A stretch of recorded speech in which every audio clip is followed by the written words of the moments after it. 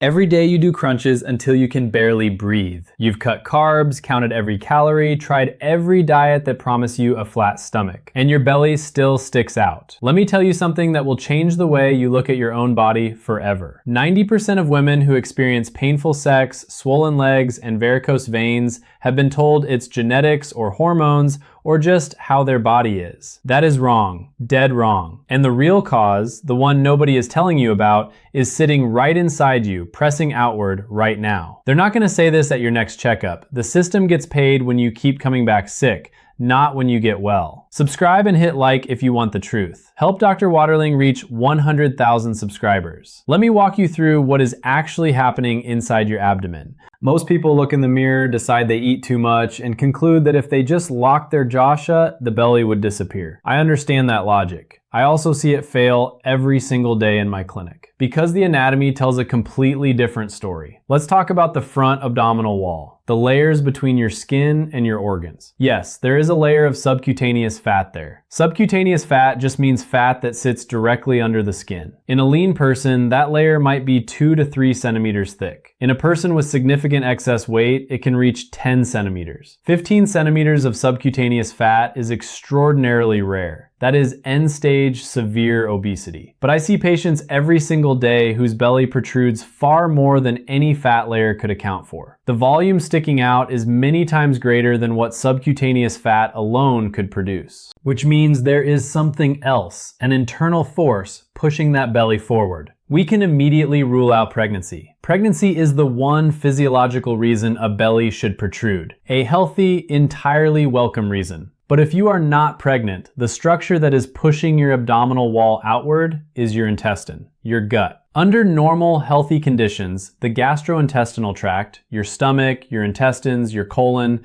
should sit in a firm, well-supported position inside the abdominal cavity. The ligaments and connective tissue that hold everything in place keep your organs lifted and organized. But when those supporting structures weaken, the intestine descends. It drops. Doctors call this visceroptosis, which simply means prolapse or downward displacement of the abdominal organs. Once the intestine drops, it needs somewhere to go. The pelvic cavity is not elastic. It cannot expand infinitely. So the gut does the only thing it can. It pushes forward. And your belly protrudes. This is the core insight that changes everything. You are not fighting fat. You are fighting gravity. The real battle is about restoring the correct anatomical position of your intestine. When the intestine rises back to where it belongs, it stops pushing outward from the inside and the belly flattens.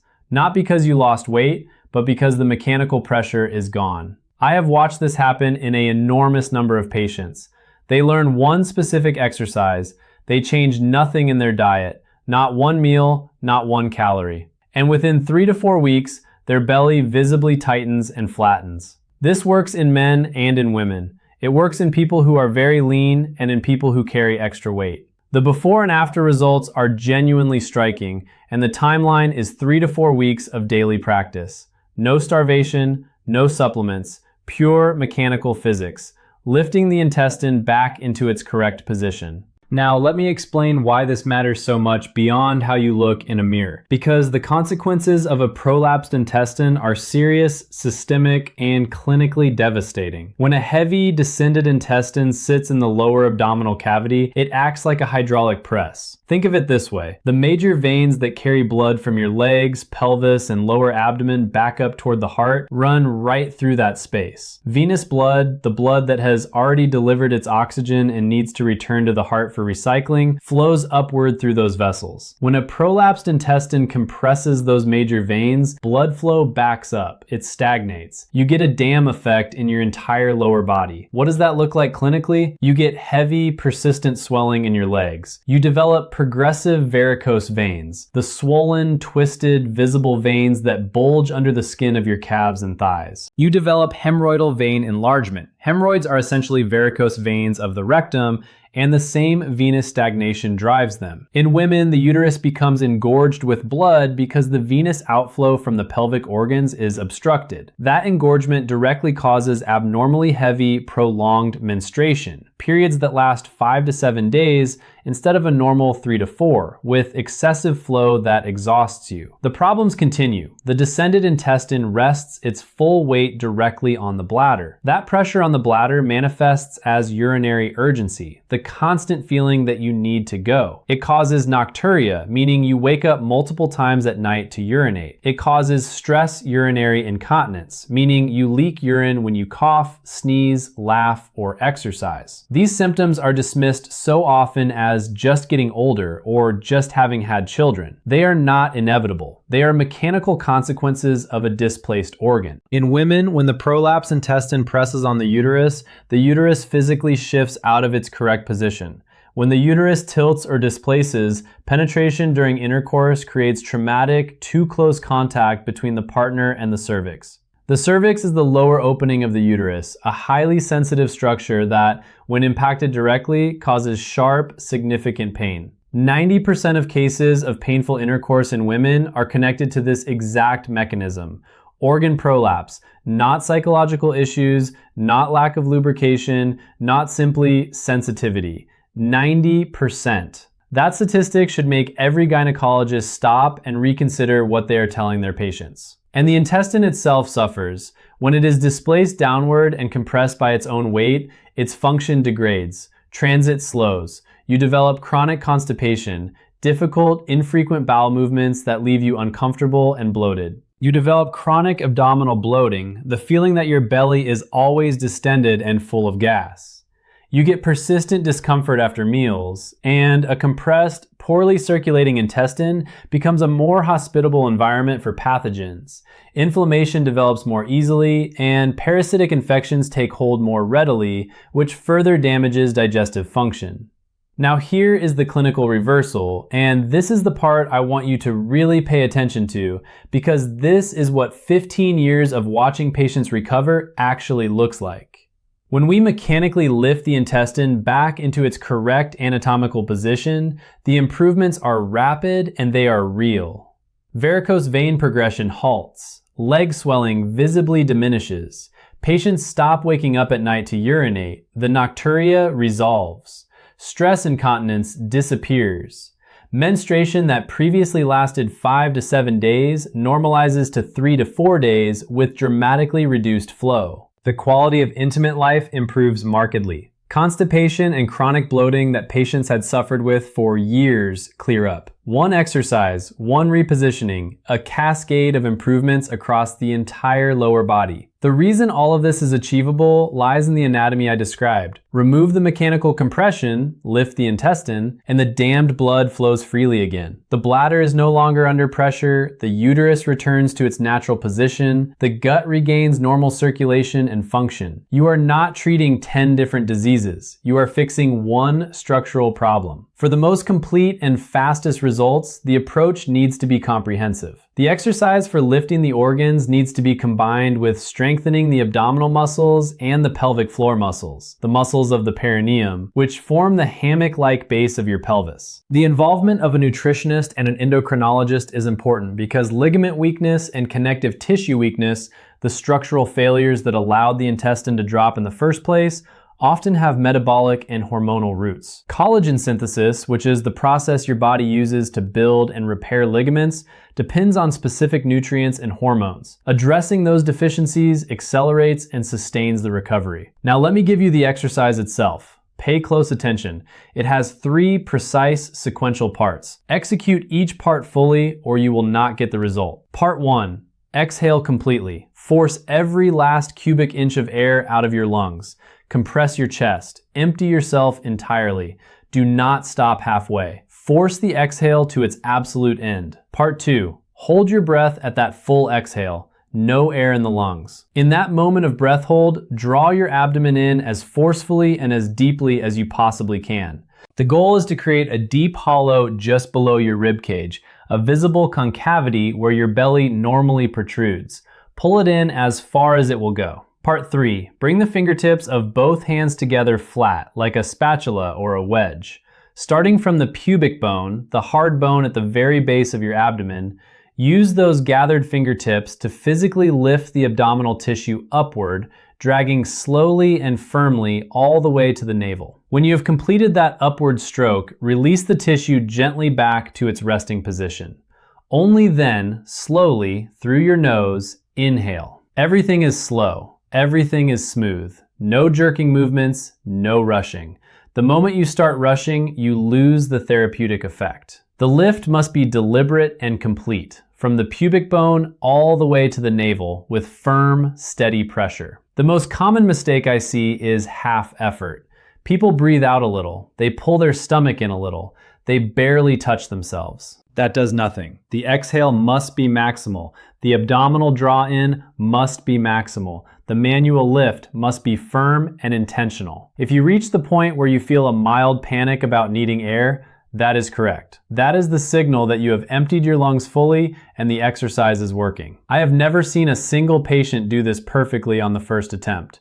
That is completely normal. With daily repetition, the technique improves, the capacity deepens, and as a secondary benefit, you are also building significant respiratory muscle strength.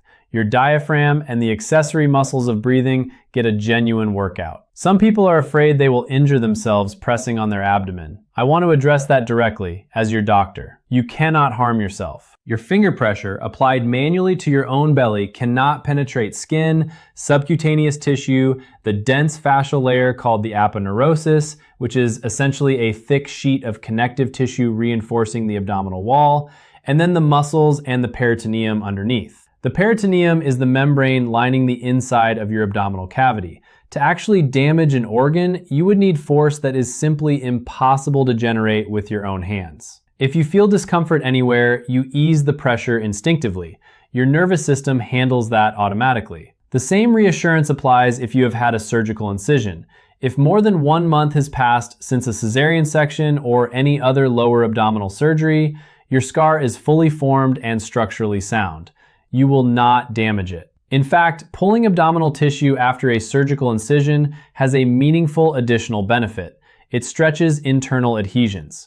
Adhesions are bands of scar tissue that form inside the abdominal cavity after surgery. They can tether organs, restrict movement, and impair bowel function. Manually lifting and stretching the tissue mobilizes those adhesions, which can significantly improve intestinal function in post-surgical patients. How often should you do this? At minimum, before sleep every night, 2 to 3 complete cycles. That means 2 to 3 full repetitions of the exhale, draw in, and lift sequence. For faster results, add a morning session. For even faster results, 3 times daily. 1 year of consistent daily practice is the time frame for a stable, lasting result. The ligaments that hold the intestine in position are slow to rebuild.